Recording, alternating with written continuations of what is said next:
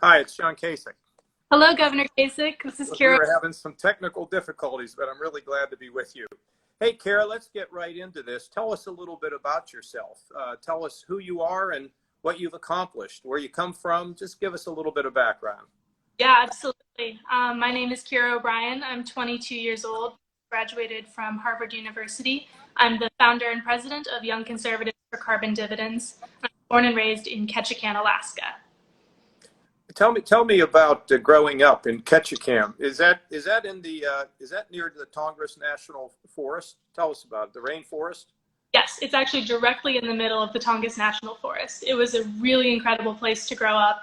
I spent a lot of time outside, hunting, fishing, hiking, stuff like that.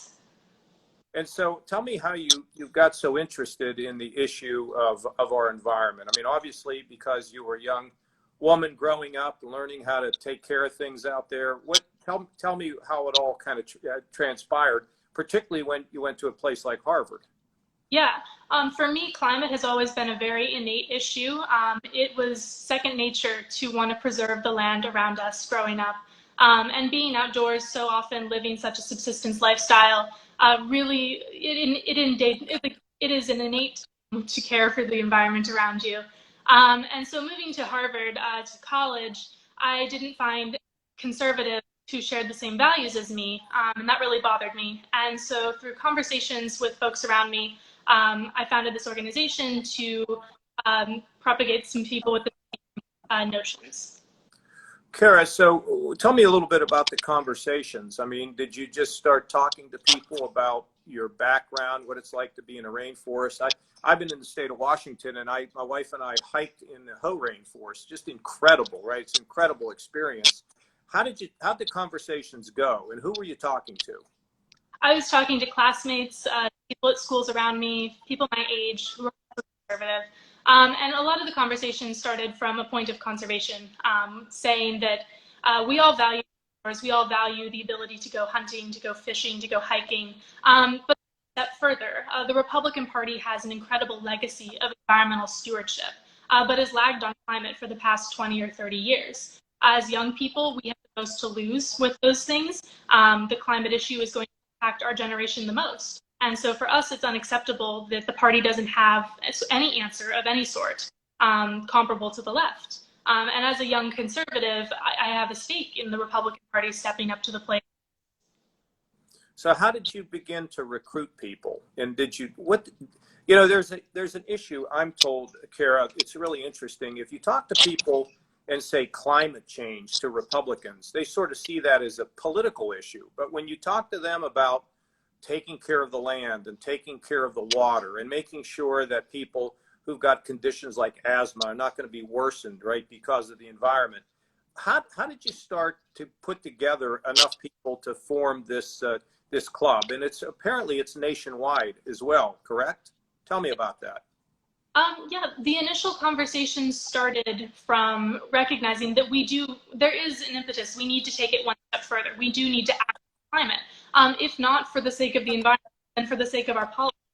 And so my initial conversations with fellow people who I started this with were people who are very in politics, who really want to see the Republican Party succeed going forward. And for the Republican Party to succeed going forward, we do need to evolve. So I started with co-founders who are the chairs and vice chairs of the College Republican National Committee, their state federations. And so that's how we ended up working with folks across the country. So wait, let me interrupt you for a second, Kara. So you got some of the leadership in the CRs. Yes, sir. Now, the CRs are a pretty hip group of Republicans. That's the last hip group of Republicans on the planet. Is that correct? Tell us a little bit about what the CRs are all about and how you approach them and why they agreed to do this. Yeah, well, College Republicans is the youth wing of the Republican Party. It is the de facto arm of the Republican Party for folks who are in college. And so I was leading, it was not a CR's chapter, Harvard Republican Club. And so a lot of my conversations with folks, whether it be in internships, just talking about politics, were with people who were involved in Republicans. And people like that like to lead on issues. They want to push the party to be better and to make it into a so that's where we started. You know, Kara, visited a lot of college campuses in the last year, and there was one that I won't mention, but in particular was sort of disturbing to me because a group of the young students at that school were very hostile to the idea of climate and very hostile to the issue of, maybe it was the words, the climate or global warming or whatever. Have you run into that at all? Young Republicans who sort of, they're hanging on to that because it's kind of gives them a, I don't know, it may put them in a position of where they have a voice that's somewhat unique. I mean, tell me what you've experienced. Yeah, I would say that this is really a generational issue. So we were at CPAC back in February, and I think that was where it was the most clear. We'd have folks who were over the age of 50, 60 talking to us, and they were typically more hostile to the issue. But all the conversations we had, folks who were in college, a little bit out of college, were very enthusiastic that we were working on this issue to provide stalwart conservative answers to this challenge, because it is going to impact all of us. Well, what I was saying is that when I was on the college campuses, these were young students who were hostile to this concept. Have you run into any of that inside of the Republican Party? I haven't seen much of that personally. I've definitely seen some folks who question the science a little bit, but typically, like last summer, I testified with Frank Luntz, who is the author of the term climate change versus global warming, and we had a great in-depth discussion about how, for the future of our party, young people need to understand that this is not an issue. Saying climate change should not be a partisan issue. It's a risk issue. It's an issue for. So let's talk about that a little bit. When I think back in the days when I was a very young Republican, I was always looking for issues that allowed me to see sort of the high moral ground. Of course, I still do, actually, Kara. You know, how we can change the world. I mean, that's what it's all about, to be engaged in politics, right? So how can we convince more young Republicans to take this on and make it something that they're really proud of? Or do you feel that we're making progress, that you're making progress on this? Yeah, I think we are making progress, but we absolutely do need more young people, more young right of future people to join us to make real progress. This is an issue that Republicans can win on, but it is an issue, like, we are trying to save the world. This is a very partisan issue. Any sort of policy that's durable, that is long-lasting, as any climate policy needs to be, requires bipartisan buy-in, and it requires Republicans to step up to the plate. So let's talk about what would your message be? You're obviously extremely articulate, very intelligent. What would your message be to young people, young Republicans, but young people, about how important their engagement, involvement is on this issue? I would say that it's completely paramount. We have the most at stake here. We have the most to lose. And frankly, older generations have basically failed this issue. There has not been significant forward progress in decades. And so it really is on us to make forward progress, to work together. There are conservative solutions out there. There are bipartisan solutions out there. And finding the synthesis is of the utmost. Well, tell me about how you think young people can influence the older folks, their parents, their grandparents. What do you think is the most effective way for them to talk without being dismissed, with some adult patting them on the head saying, "Oh yes, dear," you know? It must infuriate you when that happens. I'll bet it doesn't happen in your home because you're all connected to the environment. But what do you think is the most effective way for young people to really have influence on this? Yeah, I would say go into every conversation with an open mind and an open heart. You're not going to win anyone over by being combative. It's just saying, look at the science. If the science isn't going to do it, present people with facts.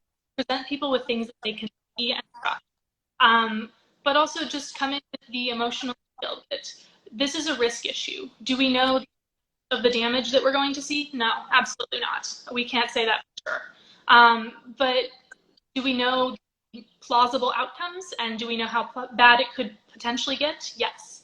And older folks should care about the world that they're leaving for their children. their grandchildren and the generations to come. This is a life issue. It's a dignity issue. It is an issue. How important is this to you, Kara? You know, you have a lot of things going on. You just graduated from Harvard, but where does this rank? And you know, we just lost John Lewis, right? Who said, "Make good trouble," right? I mean, a guy who and somebody that, you know, always was the model of bottom up. You know, because change comes from the bottom. And you know, I think there's probably a lot of young people that say, well, I'm just little old me and I don't have much of a voice. What do you have to say to them about that? Yeah. You know, I don't matter that much. Yeah, this issue ranks close to the top for me. It's something that I've been focusing on singularly for a couple years now. And I also know that a lot of other young people, even if they're not working on this issue specifically, this is a very important issue for them, as it should be. And your voice does matter. This is what we're running is a grassroots effort. And that's crucial. If you lack leadership near the top, then it requires grassroots action. And that's what we're trying to provide. Okay, so let's say that you're going to go in and have a vote on it in an election, and you have a Republican that is a denier or just not very interested, and you have a Democrat who's really with it on the issue. What do you do, Kara? It depends on who each of the candidates are. Obviously, I don't think there's a good one-size-fits-all answer for this situation, but it does make me think long and hard about who I'm voting for. Right. On the morality that underpins this issue, but also the facts that underpin this issue. You really kind of have to be having your head in the sand at this point if you don't recognize that this is a problem, that it's a threat to the American way of life. And if you're ignoring that, I don't know how much we really had in common to begin with. Yeah, and maybe we also don't want to get too hung up on single issue voters, but this is one that really that matters a great deal. So you said something very interesting there. You said it's a science issue, which I agree with, but you said it's also a moral issue. Why do you say that? What do you mean by that? I mean that this will impact our lives and our livelihoods, our economy-wide, for a long time to come. There was a report out a couple weeks ago that said we had just passed the point of holding warming to under 2 degrees Celsius. That's a significant amount, especially where I'm from, where I don't want things to heat up much. And the impacts that this crisis will have are going to be wide-ranging.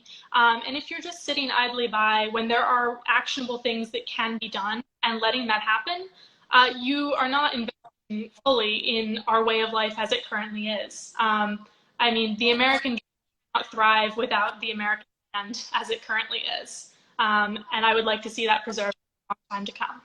Now, Kara, you know, we probably have a lot of young people that are watching this.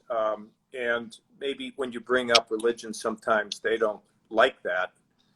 I'm here to say that to me, religion's not about the don'ts. Religion's about the do's.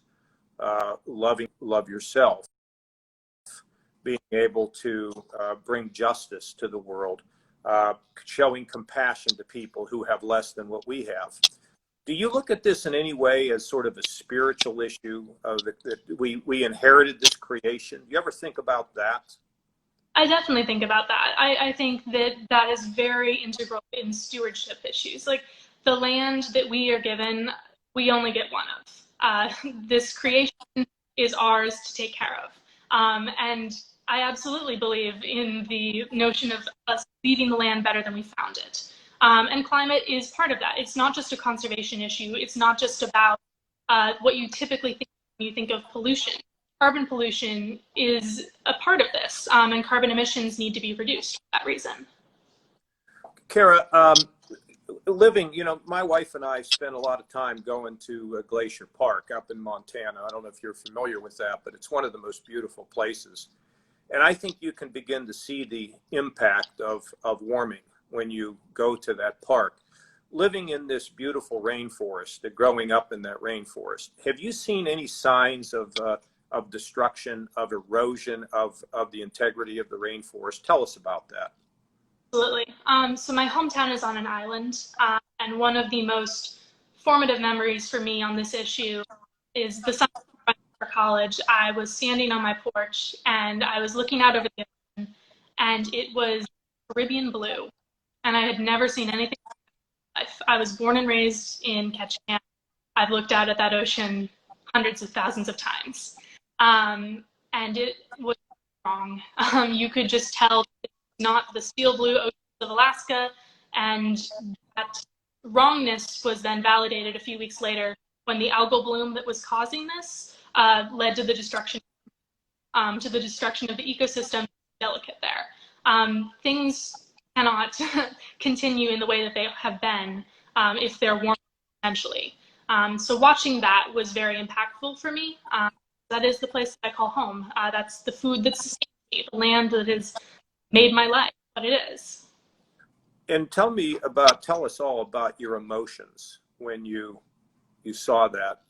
You grew up. I mean, what's interesting about your history is you learned survival techniques, right? I mean, you know how to be in the middle of nowhere and to clean your water and to cook your food emotionally, because there's nothing like being in a rainforest or out in the great outdoors and you begin to see destruction, right? Tell me about your heart and your emotions when you think about and when you saw that. Looking at it, that was just the greatest sense of unease that I've ever felt. Like you said, survival skills is an essential part of the Alaskan curriculum. It's built into our middle school science. We go out for 3 or 4 days, and it's called a survival trip in middle school. And you bring a small coffee can of rice, 3 matches, and a fishing hook, and a little bit of plastic visqueen to make a shelter. And you're told at age 12, 13 to survive for several days with just that. So you really truly live. Are you allowed to cry? I couldn't take that unless This time. I loved that. Yes. Yeah, no, so that's a very formative experience, and really shows you how to live in harmony with the land. And so watching it just kind of be mistreated, be destroyed, be harmed by climate change is a very painful experience.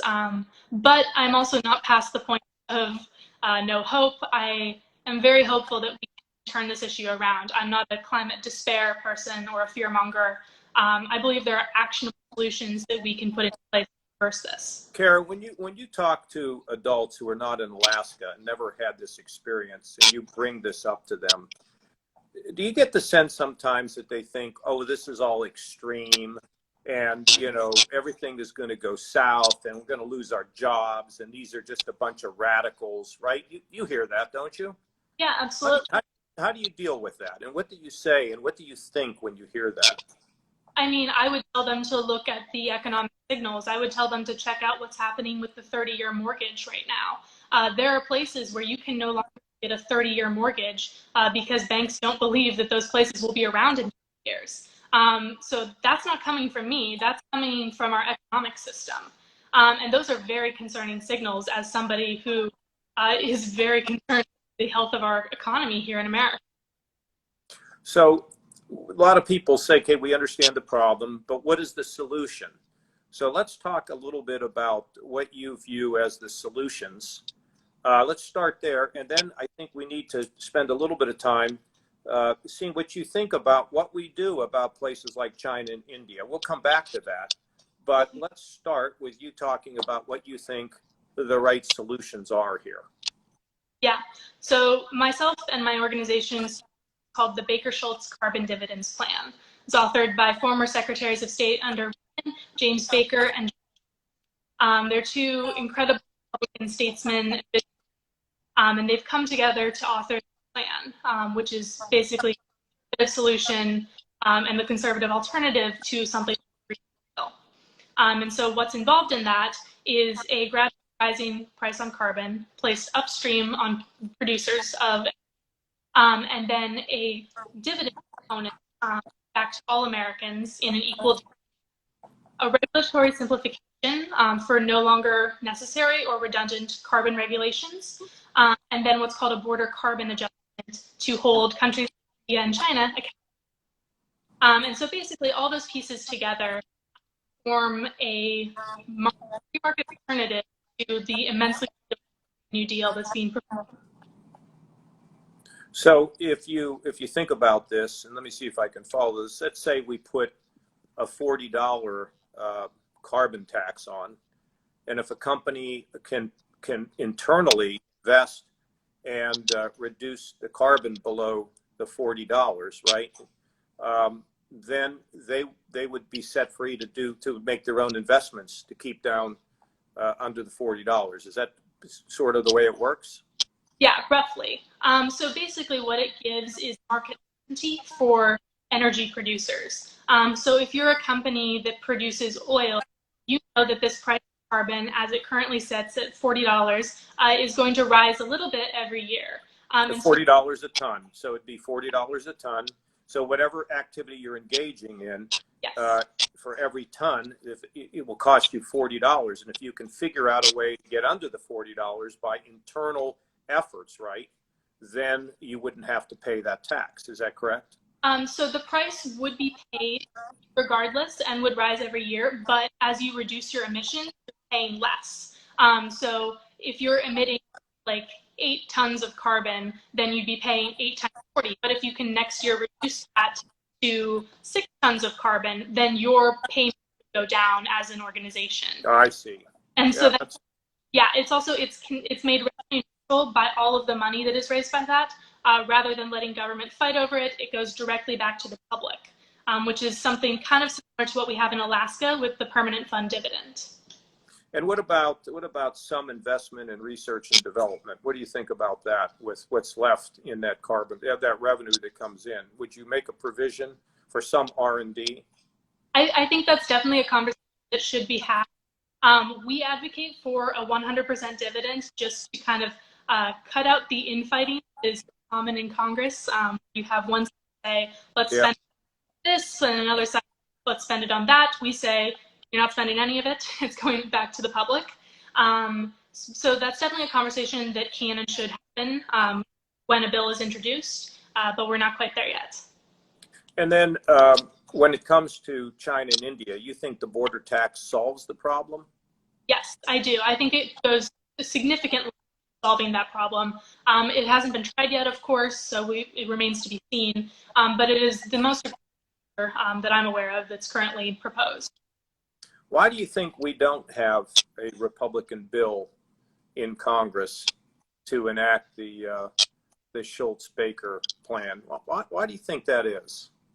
I mean, I could speculate all day long, but I think awareness needs to spread about this plan. I would love to see a bipartisan coalition on this. A conservative-led bipartisan coalition is obviously the dream for legislation on climate in my world. So yeah, I guess we shall see what happens. So let's say you're a conservative Republican, okay? What should you think as a conservative Republican? You're a member of the United States House, you're a member of the United States Senate, you're a conservative Republican. Do you say, well, I can't get involved with that because that's just going to make me a liberal? And talk about that a little bit. I mean, what I would say to that is, like, how much would you love to steal the left's thunder on this? They're proposing the Green New Deal. What if you came in with a plan that is more efficient, better fleshed out, because the Green New Deal is the solution at this point, and has actionable items that can be taken without messing up the economy? It's a Pigovian tax, so obviously it's getting rid of an externality, and it's the most efficient way to solve the climate problem. If you sweep in with that solution, you've owned the issue as a conservative with a free market fix and taken away the problem the left claims to be solving with the Green New Deal. Kara, it's interesting when I hear you talk now. You talk about the left, and I brought up the conservative, and isn't this a little ridiculous? Absolutely. The left and the right, and Absolutely. you're 22, 23 years old. Well, how do you feel about that? Well, there's the right, and then there's the left, and we can trump the left if the right can, how does that make you feel? I mean, it all is a little bizarre existentially, because this is a problem that we're looking this dead on. This is something that we need to act on, and we're talking about the politics of it. That should not be the big moral impetus here. Like, there are valid reasons to act on the crisis, And definitely politics is on that list, but it should be much lower on that list than it currently has been. You know, politics, it should be the art of improving the lives of other people. Now, you know, I've been in politics a long time. I served in the House of Representatives for 18 years. I was a member of the legislature for 4, and then 8 years as governor. I much of the time never thought about things from the standpoint of left and right. It didn't make any sense to me. To me, it's like, and in case that sounds like politics, all people have to do is check my record, okay? Which is why I have people upset with me a lot, because I don't really give two flips about this stuff. But it seems to me as though once you recognize this is a problem, it is okay to have different solutions being presented. But it shouldn't be so stark as to be describing them in left and right, it seems. Those are terms that polarize. Do you agree with that? That let's come up with solutions. Okay, you've got yours, I've got mine. How do we find a way to bring these things together before it's too late?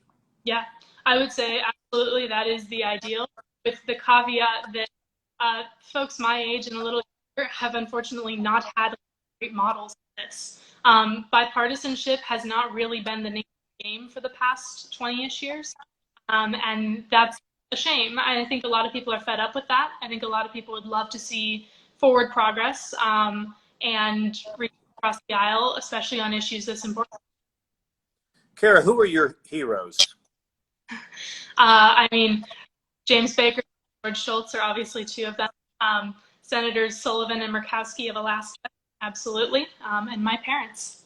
And what about Greta Thunberg? I think there's a lot of well-intentioned youth activism that I tip my hat to. I don't agree with a lot of it, but I mean, absolutely, people are afraid, and people are coming out because they're afraid. And so I respectfully agree with a lot of things that she stands for, but respect what she's doing. Right. When you when we touched on this a little bit earlier, because I think there are a lot of young people who think, a lot of people, period, who think, just little old me, I don't have any say. But when we study the great movements in our country, whether it's civil rights, whether it's women's suffrage, what we find is that most of these things started with just a handful of courageous people, men and women, who stood alone, and then they built a group, a team that brought about change. What do you think about that? And do you think you could become somebody that could put groups together that from the bottom up can force the politicians of both parties to listen? How would you go about doing that?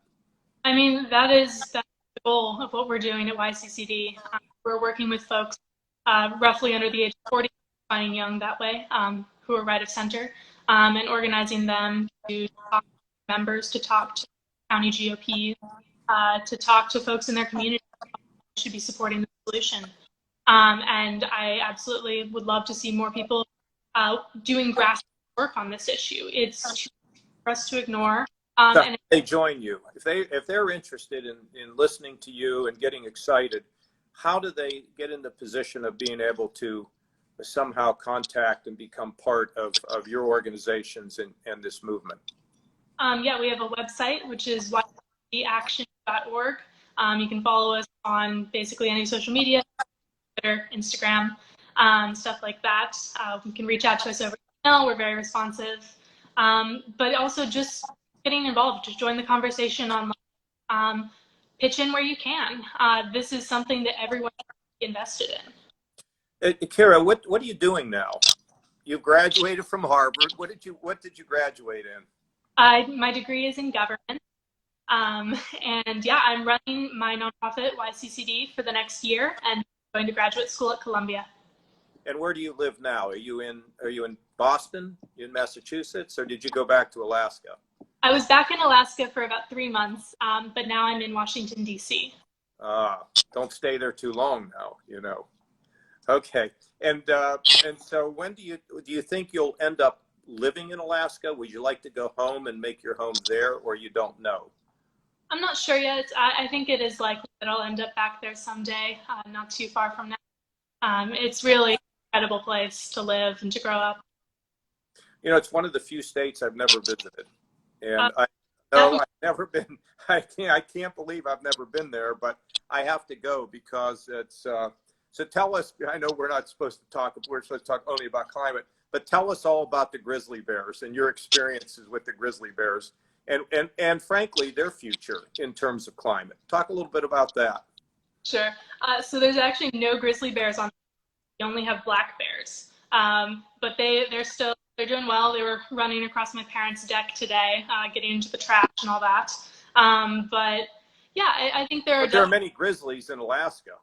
yes, further north than me on the mainland, there are. Yes. I mean, yes, it is an issue that will impact wildlife, will impact the ecosystem at a wide range of junctures, including the animals, the plants, stuff like that. But it will also impact people. And that's what I try to focus the conversation on when talking to people, that it is in our self-interest to act on this. You know, it's interesting, Kira, that here we are in COVID, right? And we can't get together. We're all separating and social distancing and wearing masks if we care about other people. And this came on us out of the blue. And we hope there's going to be a vaccine or some sort of an effective treatment. Once we cross the Rubicon here, we get too far on climate, there may not be a way back. Is that right? That's correct. Yeah. This is very much what we're looking at is the next prevention crisis. What we're in right now was unprecedented. Everybody's sick of that word. Is. There were things that could have been done to be better. That's a fact. But I think there are many to prevent the climate crisis from occurring. Well, listen, I've really enjoyed this conversation. I think you're going nowhere but up myself. And I hope that organization will keep going. You know, I agreed to get involved with World War Zero with John Kerry because in the beginning it was the three amigos. It was John Kerry, terrific guy, Arnold Schwarzenegger, the Terminator, and little old me, you know. And so I tell you, we had 1 week we had Arnold here with John Kerry, and about 2 weeks earlier we had Captain America here. So it's been interesting, you know. Only superstars I seem to hang out with, and you're one of them. But anyway, so we had a town hall here at Otterbein University, which is where I am right now, and people came in droves. It was really just fantastic. And I enjoyed getting involved, and I've enjoyed being with John Kerry, and I'll tell you why. You know, John was the Democrat nominee for president, and he's a great listener. He doesn't attempt to bully or to shove his ideas down your throat. He feels strongly about things, but we work together very, very well, and I'm really excited about that relationship, and I'm very excited about World War Zero. And I think we can grow, and we want your organization to be an active part of World War Zero. And we want people to find out more about World War Zero. And of course, it's everywhere on social media, and figure out how you can join and become part of an army to bring change that can help save our planet. Can you do that? Can you be part of this, Kira? Yes, sir. Okay. Well, good luck to you. The best in the future. And I hope we'll get to meet sometime. And if I can ever be helpful, you let me know. And thank you to everybody who tuned in and listened. I think this is the way the conversations ought to occur. Back and forth, respectful, and a little bit of fun. See y'all. Absolutely. Bye. Thank you.